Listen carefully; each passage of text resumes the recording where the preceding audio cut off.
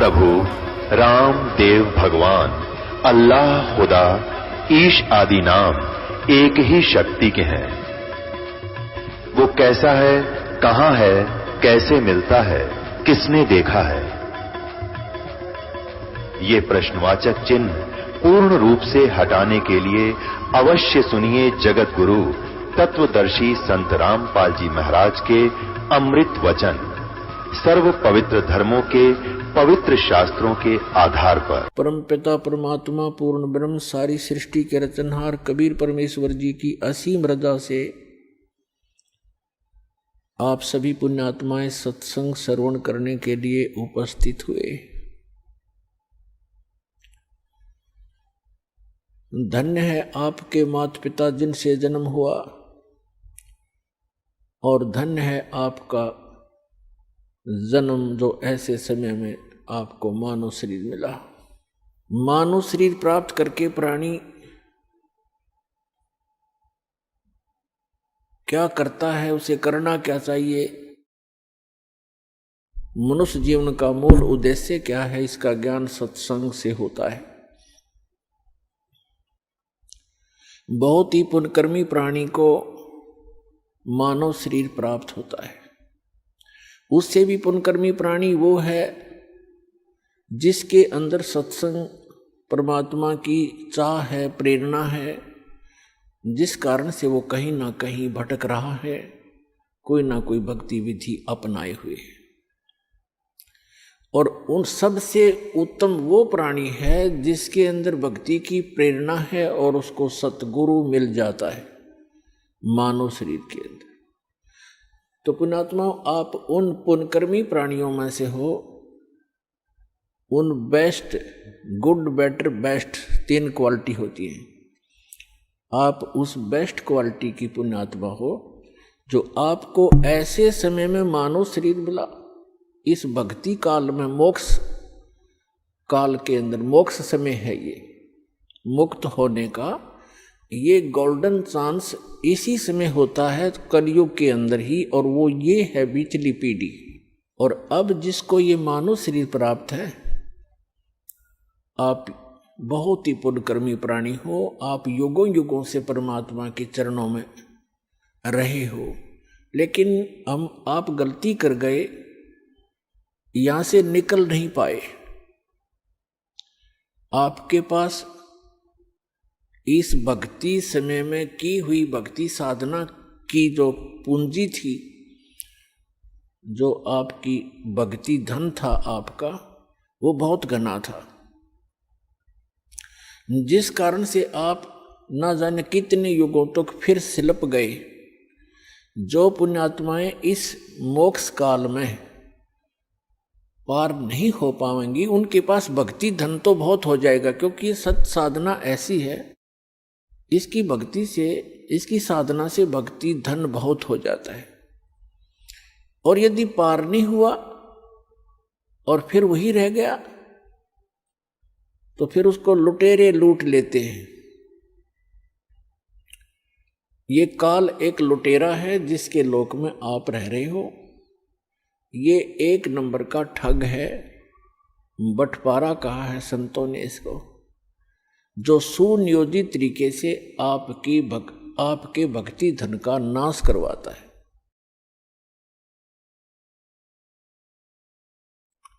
तो उससे बचने के लिए आप जी ने अब बड़ी सावधानी बरतनी है और सतलोक चलना है, अपना पीछा छुटवाना है। मनुष्य शरीर प्राप्त करके जो प्राणी भक्ति नहीं करते, तो वो अपना जीवन नाश कर जाते हैं। और जो भक्ति करते भी हैं, अंतिम श्वास तक सावधान नहीं रहते, तो वो भी बने बनाए काम को बिगाड़ लेते हैं। भक्त को अंतिम श्वास तक साधना करनी पड़ेगी, मर्यादा में रहना पड़ेगा। जैसे खेल के खिलाड़ी होते हैं,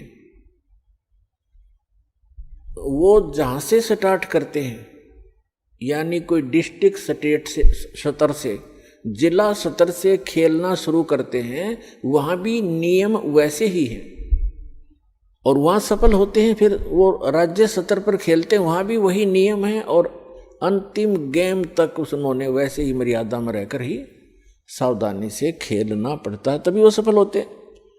इसी प्रकार प्रत्येक सदग्रंथ में कहा है कि परमात्मा की भक्ति अंतिम श्वास तक करनी होती है। परमात्मा कहते हैं राम नाम रटते रहो जब तक घट में प्राण, कभू तो दीन दयाल के बनक पड़ेगी कान। ये सूक्ष्म वेद की वाणी है जो परमात्मा अपने मुख कमल से स्वयं ही आकर के बोला करते हैं यथार्थ ज्ञान। इसी का समर्थन दिया है यजुर्वेद अध्याय नंबर 40 के मंत्र नंबर 15 ने। उसमें कहा है कि वायु अनिलम अथ इदम भस्मांतम शरीरम, ओम कर्तो समर किलबे समर और कर्तुम समर। अंतिम श्वास तक इस जीवन का, इस शरीर के नष्ट होने तक इस ओम नाम का जाप काम करते करते करो, सिमरण करो, विशेष कसक के साथ यानी श्रद्धा के साथ, एक विशेष आस्था के साथ इसका सिमरण करो और मनुष्य जीवन का मुख्य कार्य समझकर इसका सिमरण करो। तब आप शरीर छोड़कर जाओगे तब तक इसका सिमरण करते रहोगे। इस ओम नाम से जितना भी अमरत्व आपको प्राप्त होगा वो इस मंत्र से हो जाएगा। फिर ये तो है ब्रह्म तक की साधना। अब चाहे आप ब्रह्म की साधना करो और चाहे आप किसी परब्रह्म की साधना करो या परम अक्षर ब्रह्म की साधना करो, उनके लिए एक जैसे ही नियम होते हैं। श्रीमद् भगवद गीता में लिखा है 8वें अध्याय के 13वें श्लोक में गीता ज्ञानदाता कहता है कि मेरा सुमरण जो है, मेरी भक्ति, ओम इति एकाक्षरम ब्रह्म व्यवहारण माम अनुसमरण यह परियाति तजन देहम सयाति परमाम गतिम। मुझ ब्रह्म का केवल एक अक्षर ओम मंत्र है और कोई नहीं, नथिंग एल्स। इति बस यही फाइनल है। और जो इस यह परियाति तजन देहम शरीर छोड़ते तक इसका सिमरण करता हुआ, उच्चारण करके सिमरण करता हुआ जो शरीर छोड़कर जाता है, सयाति परमाम गतिम, वह है ओम से मिलने वाली परम गति प्राप्त करता है। ओम किसका मंत्र है? ब्रह्म का। और ओम से कौन सा स्थान प्राप्त होता है? ब्रह्मलोक। देवी भागवत के अंदर 7वें स्कंद में गीता प्रेस गोरखपुर से प्रकाशित सचित्र मोटा टाइप केवल हिंदी के पृष्ठ नंबर 562 और 563 पर स्पष्ट किया है। देवी हिमालय जी को कह रही हैं कि सभी पूजाएं त्याग दे, अन्य किसी देव में आस्था मत कर राजन, केवल एक ब्रह्म की साधना कर, ओम उसका नाम जाप है, ओम का सिमरण कर और ब्रह्म पाने का उद्देश्य कर, इससे तेरा कल्याण हो जाएगा, तू ब्रह्म लोक में चला जाए, उसको प्राप्त हो जाएगा ब्रह्म को।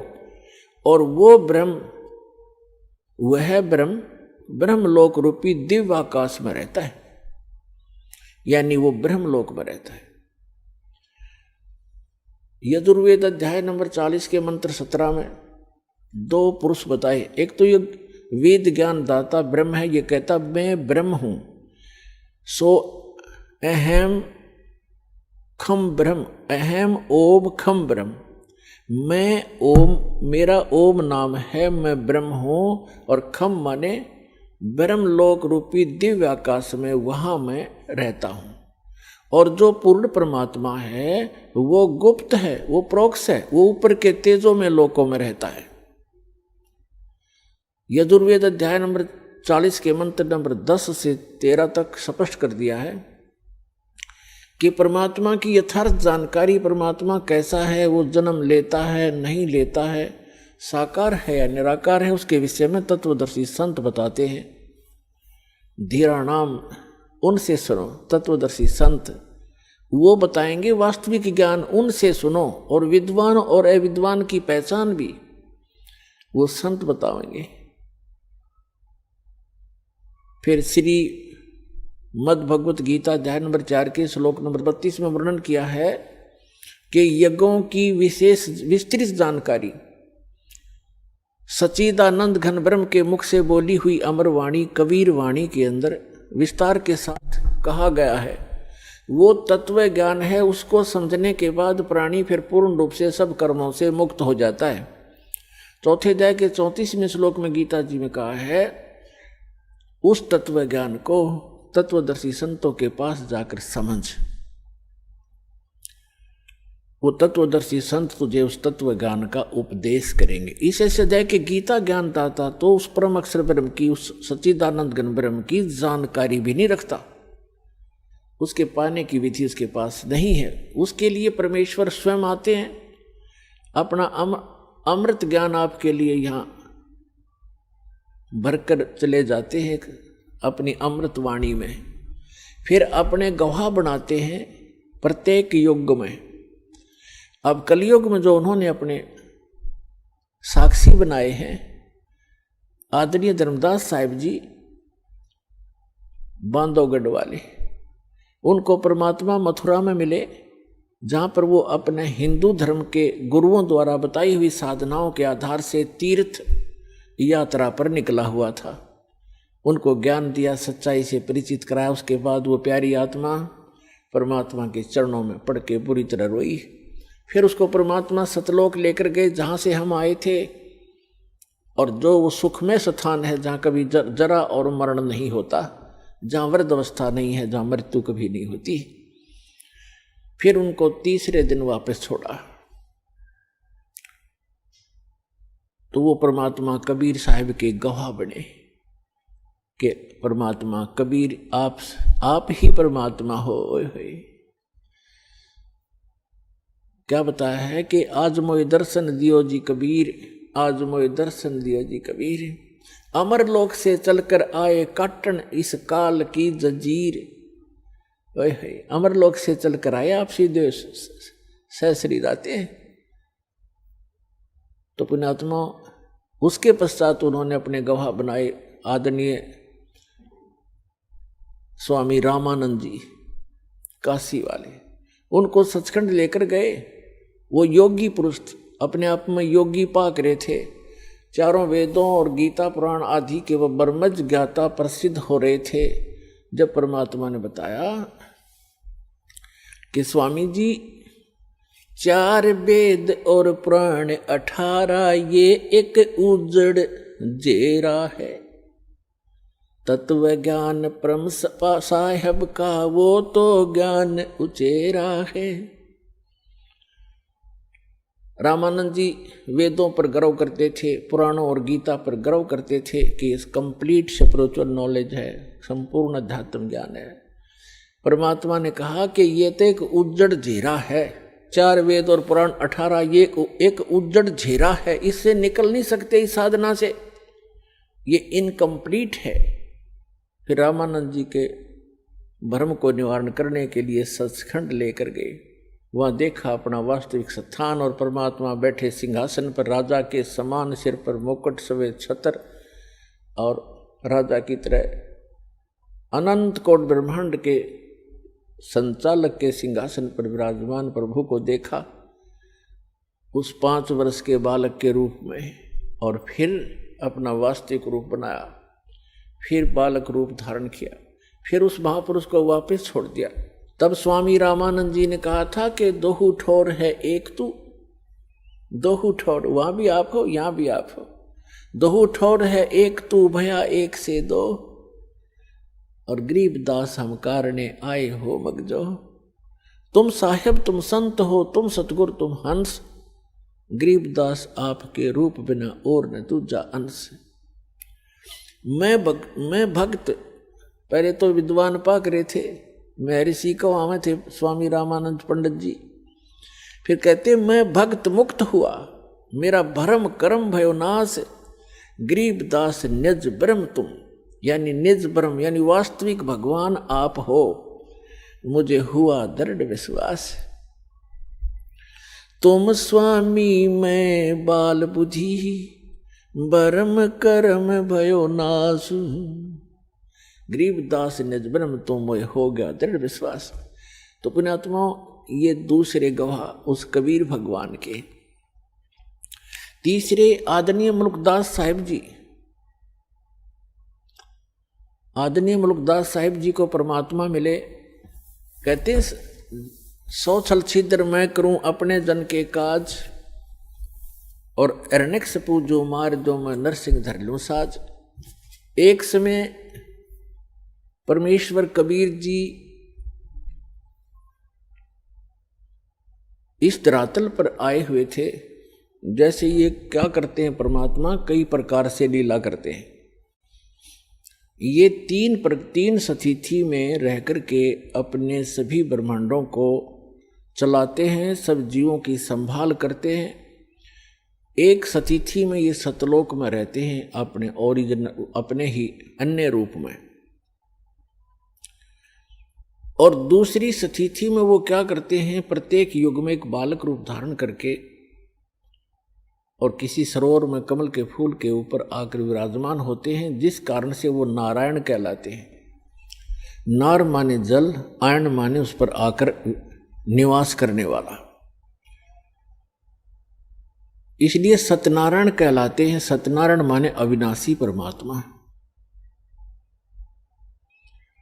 धीरे धीरे बड़े होते हैं, उनको निसंतान दंपत्ति उठा ले जाते हैं। वहाँ लीला में तरीके से बालक की तरह बिल्कुल एक जनसाधारण की भूमिका करते हैं। कोई भ्रम में कहता है कि ये कोई कहीं मिला होगा, कोई डाल गया होगा। जैसे भी अटकलबाजी चलती रहती, चलती रहो, सच्चाई कुछ अन्य ही होती है। जिस कारण से वो परमात्मा धीरे धीरे बड़े होते हैं। छोटी ही उम्र में, छोटी आयु में ही बड़े बड़े विद्वानों के छक्के छुड़ा देते हैं आध्यात्म मार्ग में, और विनम्र रहते हैं, एक पूरी मर्यादा निभाते हैं जो एक भक्त संत को मर्यादा में रह के भक्ति करनी चाहिए। तो वो परमात्मा तीसरी सतिथि में वो क्या करते हैं, जब चाहे कहीं भी प्रकट हो जाते हैं और अपनी अच्छी आत्माओं को मिलते हैं। एक जिंदा महात्मा के रूप में, एक साधु संत के रूप में आते हैं। तो कलयुग में जिन भी महापुरुषों को वो तीसरी सतिथि में मिले हैं, उनमें से आदरणीय धर्मदास साहिब जी, आदरणीय मुल्कदास साहिब जी, आदरणीय नानक साहिब जी, आदरणीय दादू साहिब जी, आदरणीय गरीबदास साहिब जी, गांव छुडानी, जिला झज्जर वाले, आदरणीय घीसा दास जी, गांव खेखड़ा, जिला मेरठ, उत्तर प्रदेश वाले। तो इन महापुरुषों को वो परमात्मा जिंदा महात्मा के रूप में मिले हैं। और ये तीसरी प्रकार की सतिथि है। इन सभी महापुरुषों को परमात्मा सचखंड लेकर गए, फिर उनको वापस छोड़ा। तो इन्होंने अब मुल्कदास जी को कैसे मिले, तो वो परमात्मा जो तीसरी प्रकार की सतिथि में कभी भी आकर कहीं कुछ समय रह जाते थे। पहले पुराने समय में क्या होता था, हम बहुत बार सुना करते थे कि एक गांव में एक संत आया था और 1 महीना रुका था। उसने अपना कोई नाम गाम नहीं बताया था और बहुत से लोगों को चमत्कार किए थे। वो अचानक फिर गायब हो गए, चले गए थे, पाए नहीं थे। तो ऐसे वो परमात्मा आए हुए थे। और मलुक राम नाम था उनका, चौधरी मलुक राम अरोड़ा। एक अच्छे किसान थे, बड़े खेतीहर थे, वो अरोड़ा जाति में थे और गांव के नंबरदार थे। गांव में उनकी बहुत अच्छी खासी जो महिमा थी। परमात्मा के लिए विशेषकर गरीब व्यक्ति ही ज्यादा प्रयत्न किया करते हैं। और परमात्मा कहते हैं कि ऊंचे कुल में भक्ति ना होवे, नीचा ही कुल दीजे। और ऊंचे कुल में दुर्योधन रावण और नीचे कुल में गणका, और गणका भिलनी पार उतरगी, गर्व करियो ना धन का। तो गरीब जो होगा या कोई दुख किसी को होगा, वो उसके लिए वरदान होता है, परमात्मा के लिए तड़पते रहते हैं, और उस तड़प में वो कहीं ना कहीं परमात्मा उन पर दया कर ही देते हैं। और जो अमीर या अच्छे अधिकारी होते हैं, वो कोई विशेष आत्मा ही होती हैं जो भगवान से जल्दी जुड़ते हैं। अपनी परंपरागत साधनाएं तो वो कितने ही करते रहे, क्योंकि उनमें प्रेरणा पिछली है, लेकिन विशेष पुण्यात्माएं जो होती है वो ही सुख में भगवान की शरण में आती हैं, क्योंकि उनके पिछले संस्कार ज्यादा अच्छे होते हैं। तो गरीब व्यक्तियों के घर में परमात्मा एक गांव में गए, उनके शिष्य थे। जब वो तीसरी तिथि में साधु संत रूप में प्रकट थे, तो भक्त परमात्मा जब गुरुजी आते हैं, गुरुजी के सत्कार में समर्पित हो जाते हैं। परमेश्वर एक के घर सत्संग करने गए, अगले दिन श्याम ने दूसरे ने प्रार्थना की, भगवान कल हमारे घर करना। सत्संग भी करते थे, वहाँ उनका भोजन पाते थे। तो सब ने चेष्टा हुई, सबके अंदर प्रेरणा बनी कि हमारे घर भी गुरु जी आए, हम भी सेवा करें अपने गुरुदेव की। ऐसे करते इस प्रकार परमात्मा ने पहले दिन एक के घर सत्संग किया, वहाँ भोजन प्राप्त किया। अगले दिन दूसरे के, दूसरे तीसरे दिन तीसरे के। तो भक्त जब गुरुजी जाते हैं तो अच्छा भोजन बनाते हैं, अच्छा हलवा देसी घी का लगावें, वो डालें, उसके अंदर पानी महक जा पड़ोसियों तक। तो एक और परमात्मा के इस यथार्थ ज्ञान का विरोध शुरू से ही रहा है। गांव में विरोधी भी होते हैं, क्योंकि परमात्मा तो एक सत साधना बताने की चेष्टा करते हैं।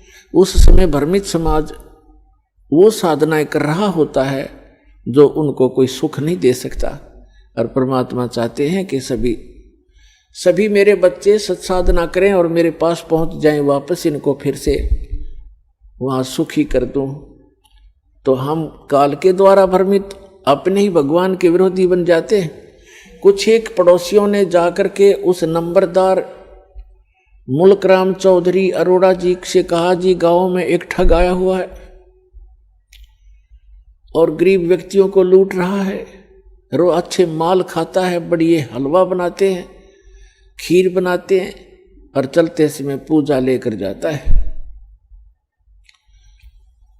और ये करेगा बिगाड़। वहाँ रात को सत्संग करते हैं, बहन बेटियां भी जाती हैं, और कोई गड़बड़ होगी गांव में, आप देख लो, संभल जाओ, उसको निकाल दो यहाँ से। अब पुण्यात्मा होते हैं, उस मुल्क राम जी के मन में ये आया कि भाई साधु संतों के साथ खसना नहीं चाहिए, प्यार से ही देखूंगा मैं वास्तविकता क्या है, फिर मैं कोई बात करूंगा। तो मुल्कदास जी ने फिर सावधानी बरती, जिधर सत्संग थे उस साइड से गलियों से निकलकर खेतों में जाने लगा। तो क्या देखा कि तीसरे दिन किसी के घर में छौंक लगा, और फिर हलवे का बनाने का समय हो गया। वो निकल कर जा रहा था, उसने आई महक कि भी हलवा तो बना रखा है। अगले दिन वो तीसरे के घर में, चौथे के घर में, तो मुल्कदास ने सोचा भी अब बात तो सचमुच है, तो रोज हलवे खावे है, देखते न्यू कौन है कैसा है। तो परमात्मा बैठे थे, ए ठगवाड़ा ठगी देश, उसको पहचान ले तो फिर हम पारे हो जाएं। हम पहचान ही नहीं पाते उस परम पिता को, हम अपनी अटकलों से उसकी डेफिनेशन बनाए बैठे हैं। अब मुल्कदास ने जाकर देखा, एक सिंपल सा आदमी बैठा है, दाढ़ी मूछ बड़ी हुई है, सफेद से कपड़े पहना है, गले में माला डाली है, जैसे एक साधु संत सा दिख है। मुल्कदास ने कहा कि ए भक्त, आप ये क्या कर रहे हो? आज तीसरा दिन हो गया मुझे देखते, अच्छे हलवे खाते हो, खीर खाते हो, आप अपना काम करके क्यों नहीं खाते हो? अपनी मेहनत करा करो, मजदूरी करनी चाहिए। अब जैसा भी वो नेक आत्मा था, अपने हिसाब से उसने खूब औपचारिकता से बात तो कई सारी उल्टी पर कही औपचारिकता से। तब परमात्मा ने कहा, देखो भक्त, देखो चौधरी साहब, मुझे तो भगवान बगैर किए ही दे रहा है। खूब खीर खाता हूँ, हलवे खाता हूँ, परमात्मा के गुण गाता हूँ। यदि सभी लोग, सभी संसार भगवान की भक्ति करे जैसे मैं कर रहा हूँ, तो सभी को हलवे रोज ही मिल जाए। आप भी प्राप्त कर सकते हो खीर और हलवे। मुल्कदास को ये बात जची नहीं, क्योंकि हम तो उस घिसी पिटी दंत कथा पर आधारित है कि करके खाना चाहिए, करे बिना तो वो को नहीं, करके तो खाना चाहिए, पर भगवान का गुण भी गाना चाहिए। और थोड़े से करने में बरकत करनी दे दिया भगवान फिर। लेकिन उस समय परमात्मा ने उसका वो चाबी लगानी थी, तो वो कहने लगा कि क्या तेरा भगवान मुझे खिला देगा बैठे को? परमात्मा बोले कि आप विश्वास करोगे तो अवश्य खिला देगा। तो मुल्कदास ने कहा कि आज यदि आपके भगवान ने मुझे खाना खिला दिया शाम तक, मैं खाली पेट आया हूं घर से भी, तो मैं आपका चेला बन जाऊंगा, शिष्य। और यदि आपके भगवान ने आज शाम तक मुझे बगैर कुछ किए खाना नहीं खिलाया, तो तुझे मैं अपने खेतों में मजदूर बनाऊंगा। है मंजूर? कबीर साहब बोले मंजूर है मुझे। ठीक है। अब चौधरी साहब चले गए। पहले बड़े वन होते थे, जंगल होते थे, गांव के खेतों से भी थोड़ी दूरी पर जंगल होते थे, चारों तरफ वन। अपने खेतों के दूसरी साइड में चले गए जहां पर कोई देखे नहीं, और जंगल में जाकर एक वृक्ष के ऊपर चढ़ गए, ऊपर जाकर बैठ गया। अब ठीक है, दोपहर के 10-11 बजे सी वहां गडरिए आगे, ये भेड़ बकरी चराने वाले, वो कुछ गाय भी साथ में रखते हैं, गौवे भी, उनका कोई त्योहार था। उन्होंने अपने एक साथी से कहा कि आप यहाँ खीर बना लो। वहीं पर एक कुआं था छोटा सा, ये कुआं है यहाँ पर, इसमें से जल ले और यहाँ खीर बना लो इस वृक्ष के नीचे, उसी वृक्ष के नीचे जिस पे वो चौधरी साहब बैठे थे। और हम जा रहे हैं, पशुओं को चरा लेंगे, फिर हम आ जाएंगे 1-2 घंटे में, 12 बजे से। वो कहने लगा ठीक है। उसने खीर चढ़ा दी और खीर बनने को हुई, बनी तैयार हुई, तो उसी समय उसने क्या देखा कि बहुत दूरी पर कुछ घोड़ों के ऊपर व्यक्ति डाकू आ रहे हैं। डाकू लोग घोड़ों पर चलते थे, उनको खूब पता था जंगल में पशु चराने वालों को कि ऐसी स्थिति में डाकू लोग आते हैं। वो व्यक्ति तो भाग गया, खीर बनती छोड़ गए अपने साथियों के पास, वो दूर चले गए और आगे को। अब वो आकर देखा, उन्होंने कुआं था वहीं पर, डाकुओं ने पानी पीना चाहा कि रुको पानी पिएंगे, कुआं है। वो पानी पीने के लिए नीचे उतरे, घोड़े वहां खड़े कर दिए, तो देखा एक ने कहा जी ये तो खीर भी है, यहाँ पर कुछ बन रहा है। उखाड़ कर ढक्कन उठाकर देखा तो खीर बन रही है। तो डाकू कहने लगे भाई अपने उस्ताद से कि उस्ताद भूख लग रही है, लगाना 2-2 हाथ। उनमें से एक कहने लगा जी ऐसा ना हो कोई इसमें कोई डाल गया हो हमें धोखा देने के लिए, पहले इसको टेस्ट कर ले, किसी पशु पक्षी को खिला लेते हैं। उनमें से तीसरे ने कहा कि बनाने वाला यहीं छुपा होगा, कहीं भाग कहाँ गया होगा, देखो हमसे डर से छुप गया। वो इधर उधर देखने लगे, एक ने ऊपर देखा कि ये बैठा ऊपर, उससे कहा भाई नीचे आ जा तू। वो कहने लगा ना आऊं, नीचे ना उतरूं मैं। क्यों नहीं आवा नीचे? नीचे आना तेरे मारेंगे गोली। 5 सेकंड में नीचे आ लिया। नीचे आ तो कहन उसके और ढक्कन के ऊपर खीर डाल दी अच्छी खूब, और कहा इसको खा। वो नौका कति नहीं खाऊं। अब मुल्कदास खावे नहीं, मना करे कि मेरी तो बात बिगड़ेगी आज, वो इसलिए नहीं खावा कि मैं झूठा पड़ूंगा और चेला बनना पड़ेगा। तो उनको पक्का यकीन हो गया डाकुओं के कि इसने जरूर कुछ ना कुछ मिला रखा है, इसलिए नहीं खाता। उसका 2 मारे दड़ाक, अच्छी मारी लात, अखा बैठ के उसने फटाफट किलो पक्की खा गया। भूख तो लगी रही थी, और खाने के बाद उसको काट बैठ आध घंटे, अगर मरेगा तो मर लेगा यूं। आध पौन घंटा इंतजार करके उसका कुछ नहीं हुआ। फिर उसने साची बताई, जी ऐसे ऐसे बात है, मैं तो इसलिए मना करूं था, मेरी एक शर्त लाग रही थी। तो बोले भाग जा, जाता रहे तो यहां से। वो चला गया। अब वो भाग लिया। अब उसने जिस समय वो कहा कि हम डाकू हैं, या तो खा लेना तेरा बकल तार देंगे, तो उसको ये पता लगा तो डाकू हैं, तो अंदर से प्रार्थना की है, गुरुजी मुझे बचा ले, मेरी जीवन रक्षा कर दो, मैं आपका चेला बनूंगा। एक तो जान बचाई और खीर खिलाई। अब वो सीधा पहुंचा गुरुदेव के पास, परमेश्वर के पास।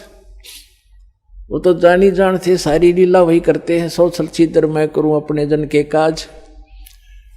अब जो ही मलुकदास चौधरी आया, परमात्मा बैठे आसन पर नीचे लगा रखा।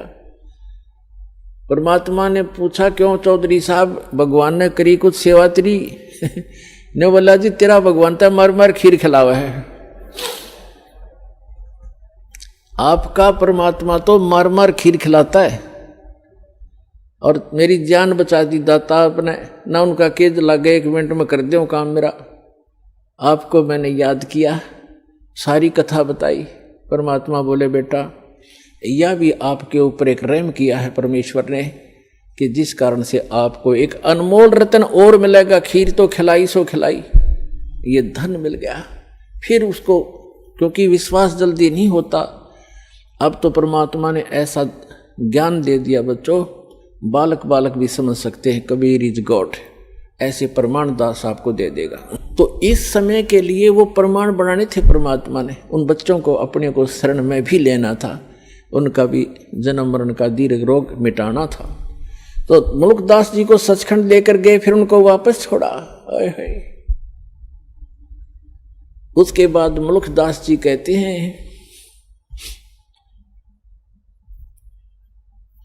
जपो रे मन साहेब नाम कबीर, जपो रे मन परमेश्वर नाम कबीर।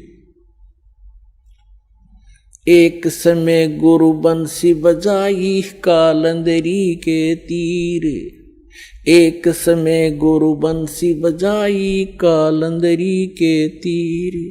सुर नर मुनि जन थकत बहे वहां, रुक गया दरिया नीर। जपो रे मन परमेश्वर नाम कबीर। 2 दिन का झगड़ा छिड़ गया, तिनक न धरते धीर। दोनों दिन का झगड़ा छिड़ गया, कोई न धरता धीर। कोई गड्ढे कोई अग्न जलावे, ढूंढा न पायो शरीर। जपो रे मन परमेश्वर नाम कबीर।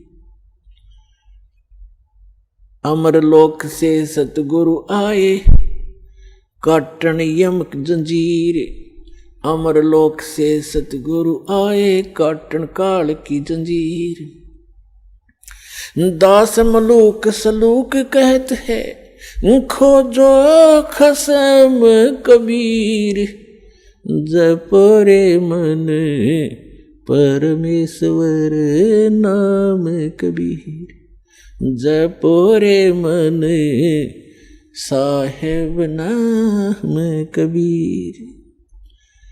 अब मुल्कदास जी फिर ये कहते हैं कि जपो रे मन, उस परमेश्वर नाम कबीर का नाम जपो, उस परमात्मा ने जो मंत्र दिया उसका जाप करो।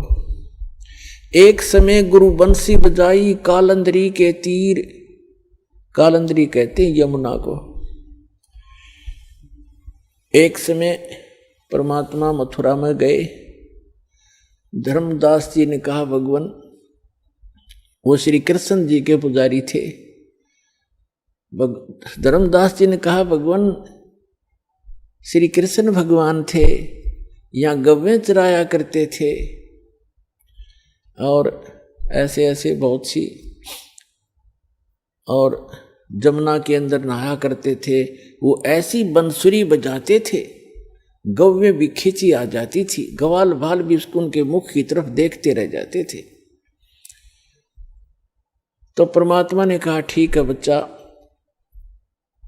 क्या बंसुरी बजाने से और गव्वे और ग्वाल बालों के खींचे आने से ही भगवान सिद्ध होता है? नहीं, वो तो भगवान थे, वो तो भगवान थे, लाला जी था ना।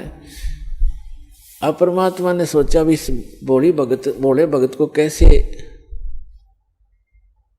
समझाऊं, कौन से तरीके अपनाऊं, क्योंकि प्रमाण बिना जीव बहुत देर से मानता है। तो परमात्मा ने कहा भी, वो जमुना कहा कि जी इधर थोड़ी सी दूरी पर है, वहां चलते हैं। अब परमात्मा ने ऐसे हाथ किया, एक बंसुरी आ गई अपने आप, ये बंसुरी बजाते हैं, और परमात्मा ने जब सुर भरा बंसुरी का, पूरे ब्रह्मांडों में गूंज गई। ऊपर से देवता लोग आकर भी चारों तरफ आकाश में सामने सुनने के लिए अपने अपने वाहनों पर खड़े हो गए। धर्मदास जी देखने लगे कि स्वप्न है या क्या है। फिर क्या देखते हैं कि जमुना नदी का जो जल बह रहा था प्रवाह, वो भी रुक गया उस मालिक की, उस बंसुरी की धुन सुनने के लिए। धर्मदास हक्का बक्का रह गया और चरणों में गिर गया।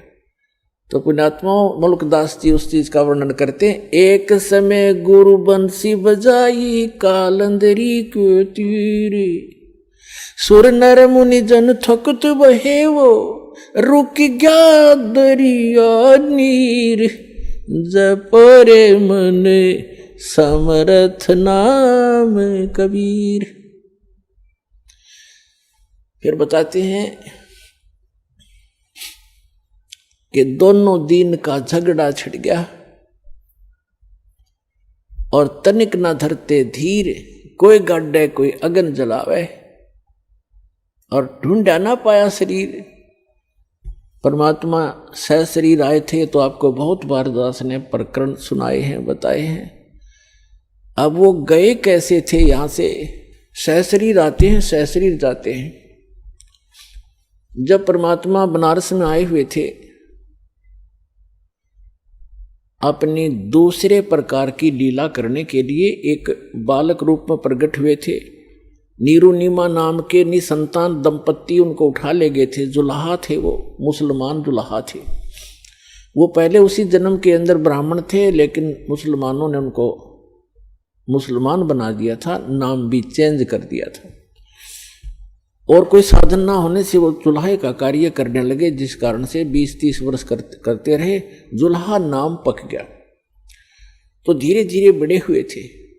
तो वहां काशी के अंदर गढ़ था हिंदू धर्म के धर्म प्रचारकों का, और वहीं से सब शिक्षा दूसरे पूरे देश में जाती थी। तो परमात्मा ने उस गढ़ को ही तोड़ना चाहा था, किसी प्रकार इनकी अकल ठिकाने ला दूं, इन ब्राह्मण गुरु मंडलेश्वराचार्य और शंकराचार्यों की, फिर मेरे बच्चे आपस समझ जाएंगे। ये भी तो मेरे ही बच्चे हैं, परमात्मा कहते थे, कबीर जी कहते थे। ये कालवश भ्रमित हैं, मायावश इनकी आंखें बंद हो गई हैं। लेकिन वो तो नहीं माने, फिर भी उनकी जो दंत कथाएं थी उनको परमात्मा ने खंडित किया।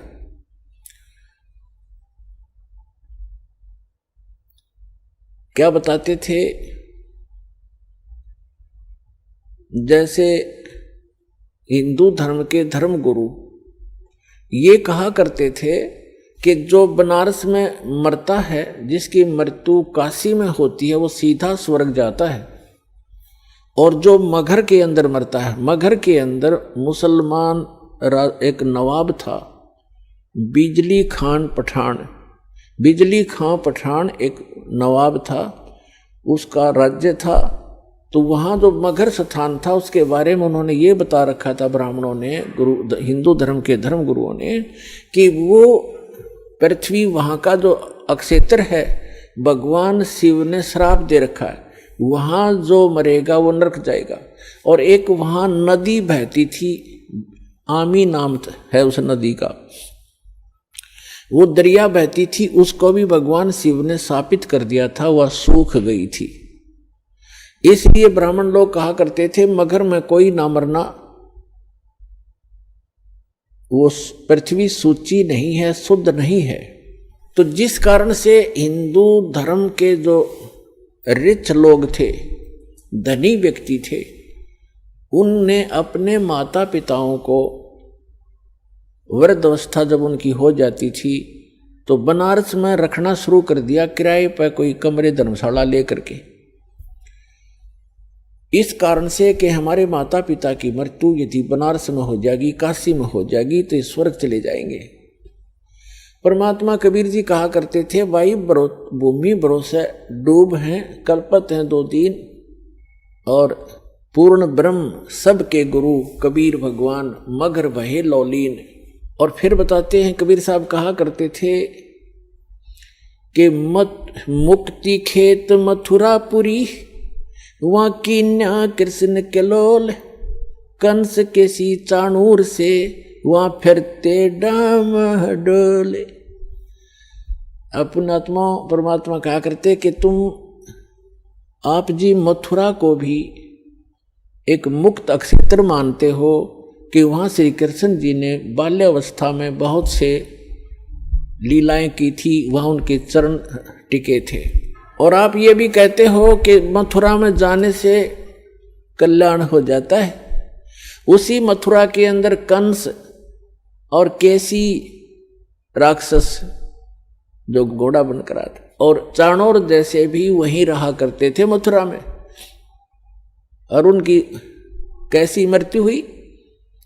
अगर मथुरा में रहने मात्र से मोक्ष संभव है तो कंस के सी चाणोर से वहां फिरते डामाडोल, वो वहां कुबद कमाया करते थे, उनका बक्कल उतरा, उनकी कैसी दुर्गति से मृत्यु हुई।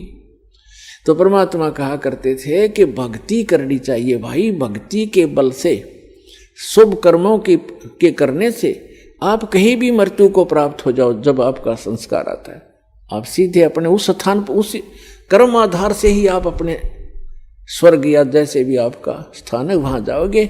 आइए अब हम उन श्रद्धालुओं के अनुभव जानते हैं जो जगत गुरु तत्वदर्शी संत रामपाल जी महाराज जी से दीक्षा प्राप्त कर चुके हैं तथा उनके द्वारा बताए गए भक्ति मार्ग पर चल रहे हैं। नमस्कार सर। नमस्कार सर।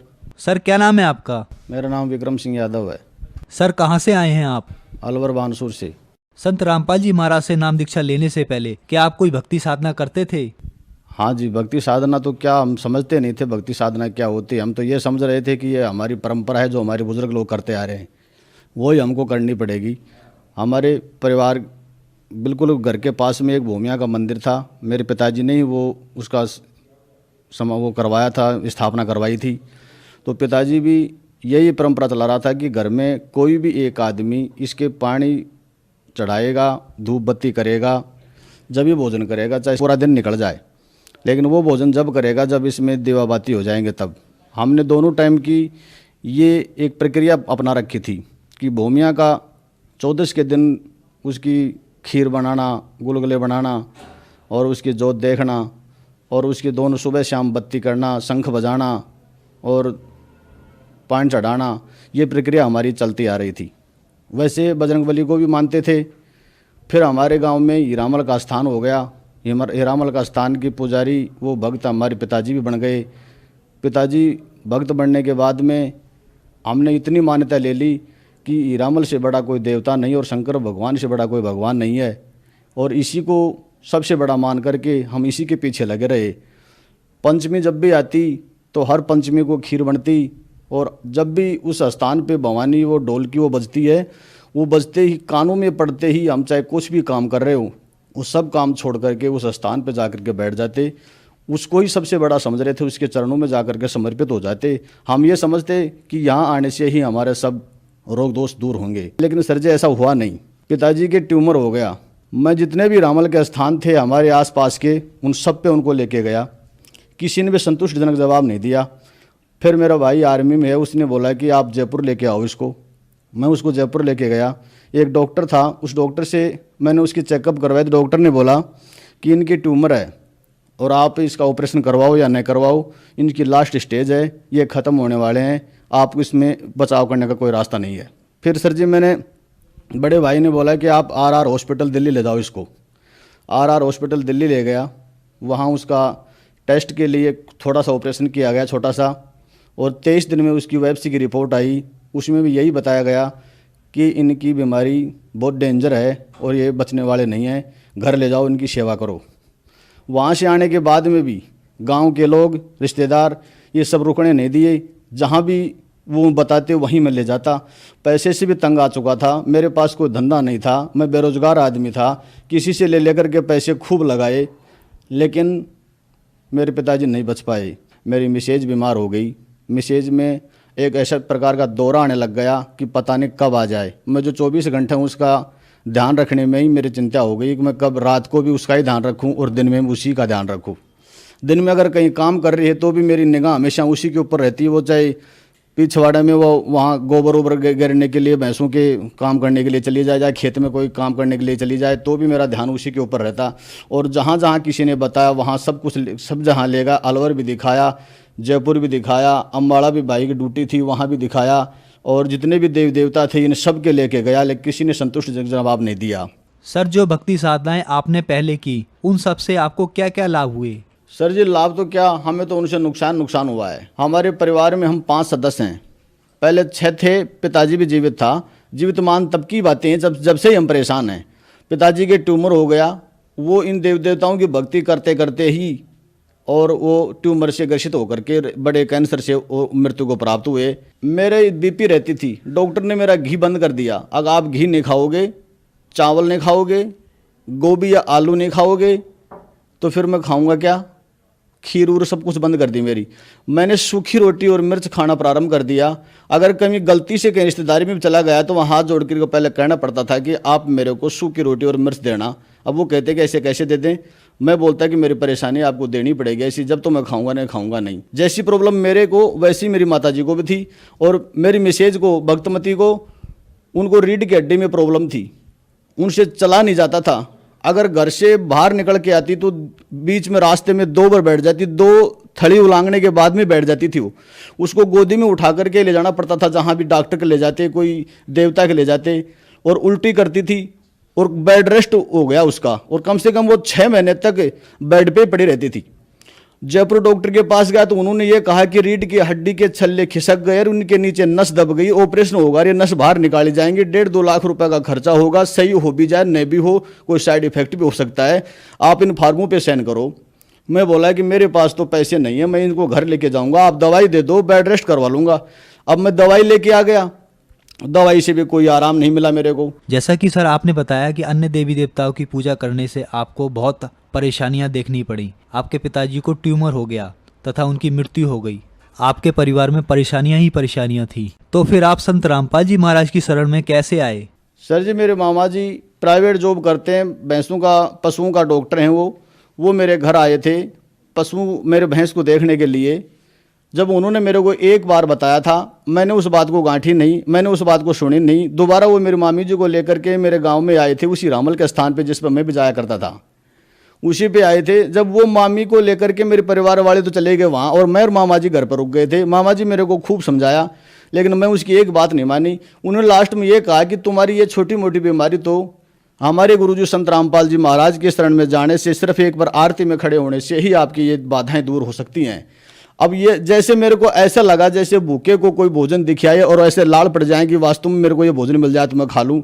मेरे उस दिन से ये चटका हो गया कि अगर ऐसी बात है तो मैं चल के देखूंगा एक बार। ठीक इसी तरह से मेरा एक दोस्त था गांव में, अंतराम नाम है उसका, और वो स्कूल खोल रखी है गांव में। उसके घर में भी ऐसी ही परेशानियां थी, और दोनों माँ और बेटे स्कूल में टीन के नीचे बैठे हुए थे। झरमर झरमर मैं बरस रहा था और मैं उसके पास गया वहाँ, तो दोनों माँ बेटा यही सोच रहे थे कि हम क्या करें क्या नहीं करें, हम भी बीमारी से परेशान हैं।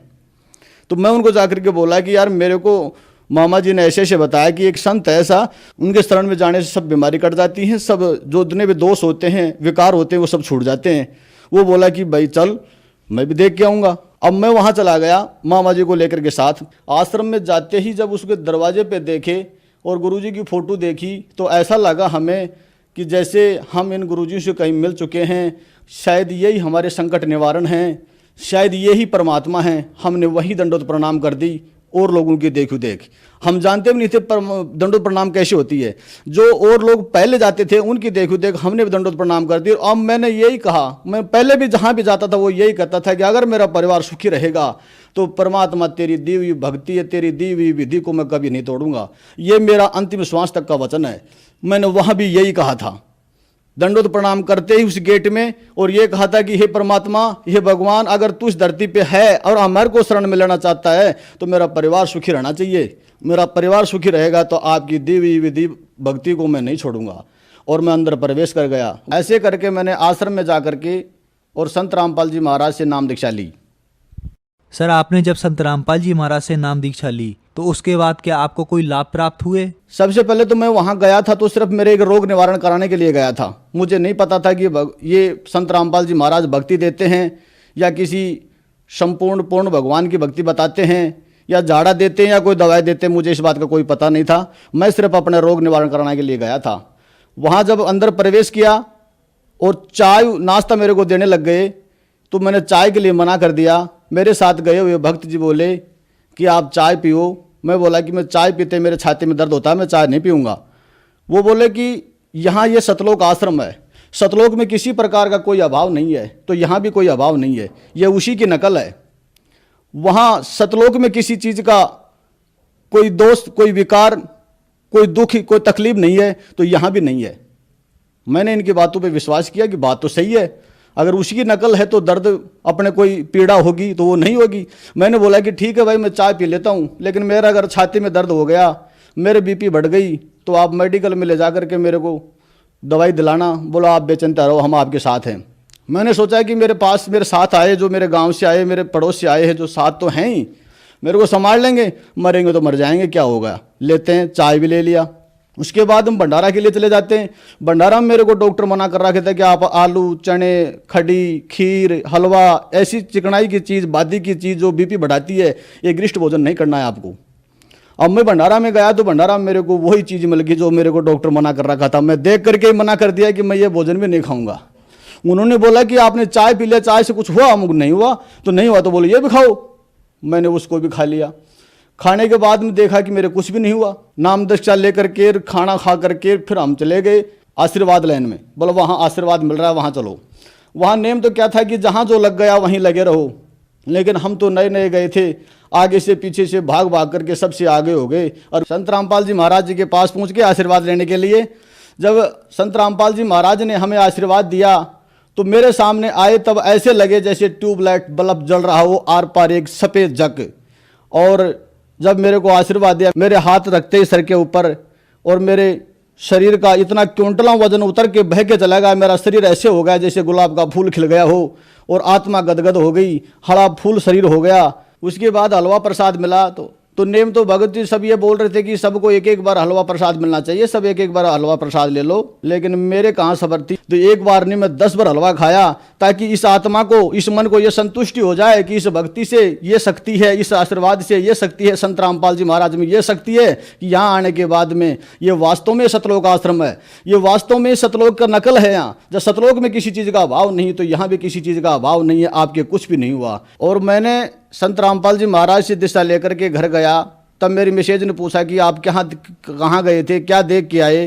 तो मैंने कहा कि मैं संत रामपाल जी महाराज जी से दीक्षा लेके आया हूँ, ये ज्ञान गंगा किताब लेके आया हूँ एक, तो उन्होंने कहा कि आपको क्या क्या विधि और क्या भक्ति बताई। तो भक्ति तो मैं बता नहीं सकता आपको, भक्ति तो गुरुजी ही देंगे आपको, वही बताएंगे। विधि बता सकता हूँ, ये नेम बता सकता हूँ, ये नेम ने बताए मेरे को और सब कुछ मंजूर हैं।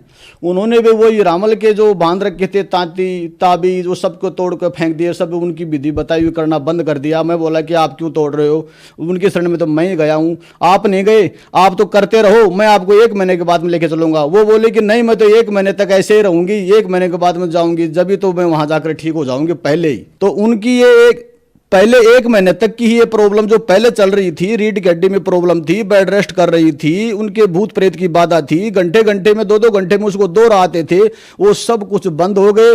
मेरे बच्चे दोनों, वो बच्चे बीमार रहते थे, वो बिल्कुल स्वस्थ हो गए। माताजी के बीपी बढ़ती थी, जिस तरह से मेरे हाल था वो हाल उनका था, वो भी बिल्कुल सही हो गया।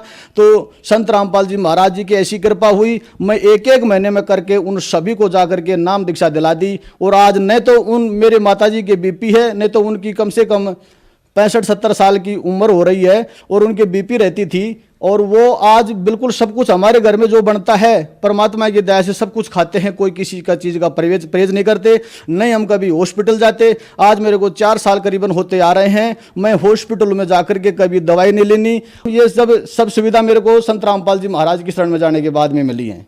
तो सर, संत रामपाल जी महाराज की शरण में आने के बाद आपको बहुत सारे लाभ प्राप्त हुए। तो आज जो श्रद्धालु आपको देख रहे हैं, उनको आप क्या संदेश देना चाहते हैं? ये प्रार्थना करता हूं उनके सामने हाथ जोड़ करके, ये भक्त समाज और गांव समाज, मानव समाज के सामने, कि आप जिस भक्ति के पीछे लग रहे हो ये आपकी अंध भक्ति है।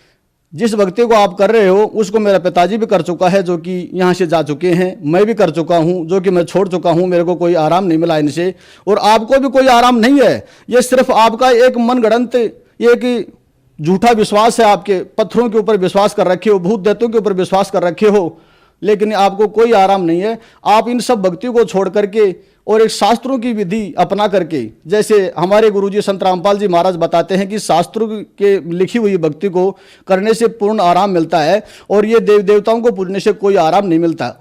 इसलिए आपको ये सब भक्ति छोड़ करके और संत रामपाल जी महाराज की शरण में आइए और संत रामपाल जी महाराज से नाम दीक्षा लेकर के अपना कल्याण करवाइए। सर, संत रामपाल जी महाराज से नाम दीक्षा कैसे ले सकते हैं? आज टीवी पे अनेक चैनलों पे संत रामपाल जी महाराज जी के सत्संग आ रहे हैं, आप उन सत्संगों को देखिए। उनके नीचे एक पट्टी चलती है, पट्टी में नंबर लिखे हुए थे, आप किसी भी एक नंबर पे फोन कर करके पता कर सकते हैं कि आप कहाँ हैं और आपका नामदान केंद्र समीप कहाँ पे है, और उस नामदान केंद्र पे जाकर के आप नाम दीक्षा ले सकते हैं। सर, आपने बताया कि संत रामपाल जी महाराज से नाम दीक्षा लेने वाले ही सही भक्ति करते हैं तथा अन्य समाज अंधभक्ति कर रहा है। आजकल मृत्यु भोज जैसी कुप्रथाएं बहुत प्रचलन में हैं और आपके राजस्थान में भी इनका बहुत सा प्रचलन है। तो क्या संत रामपाल जी महाराज इसका सहयोग करते हैं, इसमें कोई योगदान देते हैं? नहीं, हमारे गुरुजी संत रामपाल जी महाराज तो ये मृत्यु भोज बिल्कुल बंद करवाते हैं। ये मृत्यु भोज एक झूठी कुरीतियाँ है, एक आडंबर है। जीवते जीव को, बाप को तो रोटी भी नहीं देते और बाद में उसके भोजन करवाते हैं, गांव जिमाते हैं। 5 गांवों का मोछा कर दिया अपने आप में बड़ा बढ़ने के लिए। नहीं, हम देखते हैं ना, एक दिन संक्रांत का दिन था और आंकल को दलिया चराने के लिए गए 2-4 गांव के आदमी। मैं भी मेरी दुकान पे आ रहा था, मैं नई सड़क स्टैंड पे दुकान कर रखी है, और वहाँ आ रहा था तो रास्ते में मिले। मैं बोला कि भाई कहाँ गए थे? बोलो दलिया चराने के लिए आंके लोगों में। यार कल तो तुम इनके लठ मार रहे थे, आपके खेत में चल रहे थे, आज तुम इनको दलिया चराने के लिए जा रहे हो। तो भाई यही बात है, बाप को भी जीवते जीव तो लट्ठम लट्ठा अरम्बरिया गंगा पुजैया, वो इनका हाल है। तो आप ये कुरीतियों को छोड़ो, ये समाज, ये मानव समाज, आप इन झूठी परंपराओं को छोड़ करके सत्य भक्ति करो। संत रामपाल जी महाराज ऐसी कुरीतियों को बंद करवा रहे हैं, जैसे मृत्यु भोज, दहेज प्रथा, ऐसी सब कुरीतियों को बंद कर करके सत्य भक्ति दे रहे हैं और हमें सत्य शिक्षा, सत्य भक्ति दे रहे हैं। इनसे जुड़ करके सत्य लाभ उठाएं। धन्यवाद सर। सत्य साहिब।